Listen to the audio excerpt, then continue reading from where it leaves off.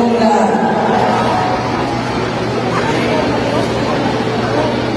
Sir,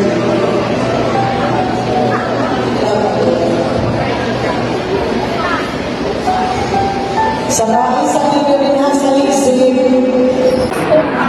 Binigay kay Rene Robert Bakambon sa kanyang pagpuli sa Mindanao. Ang hindi ito ang kasama niya para ng tagasal. Maraming kaso ang natulog ay isa.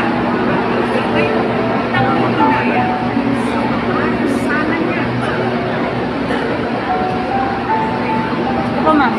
Jessica Soho, nakiramay sa pamilya ni Rene Baterbonia. Personal na nagtungo ang multi-awarded broadcast journalist at GMA News pillar na si Jessica Soho upang magbigay ng kanyang taos-pusong pakikiramay sa pamilya ng yumaong basketball player na si Rene Clark Bobot Baterbonia. Ang kanyang pagbisita ay naging simbolo ng pakikiisa sa pagdadalamati ng pamilya at pagbibigay pugay sa isang kabataang atleta na nagbigay ng inspirasyon sa maraming Pilipino sa pamamagitan ng kanyang sipag, disiplina, at malaking pangarap para sa kanyang pamilya. Sa gitna ng matinding lungkot, patuloy na dumarating ang suporta, panalangin at pakikiramay mula sa iba't ibang personalidad at mga ordinaryong mamamayan na naantig sa kwento ng buhay ni Rene. Naway patuloy na bigyan ng lakas ang kanyang pamilya sa pagharap sa napakahirap na pagsubok, at manatiling buhay ang alaala at inspirasyong iniwan ni Rene sa puso ng lahat ng kanyang naantig. Pag-classified mga sa screen.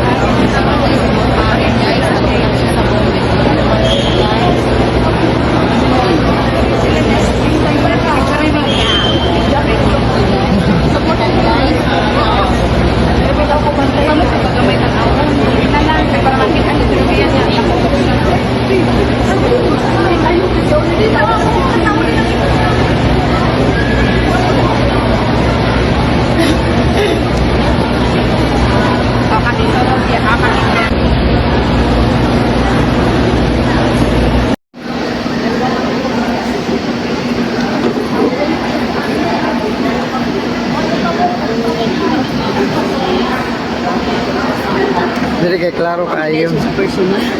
Kuan ba ko gamay? Jessica Soho. Oo, inak. Kasi may gamay na ini.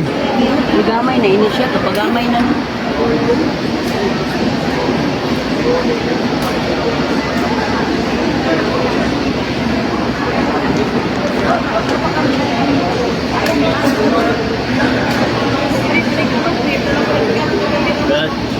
Brad.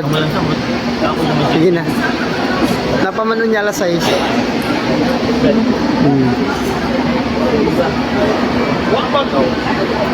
Alam ko po kami.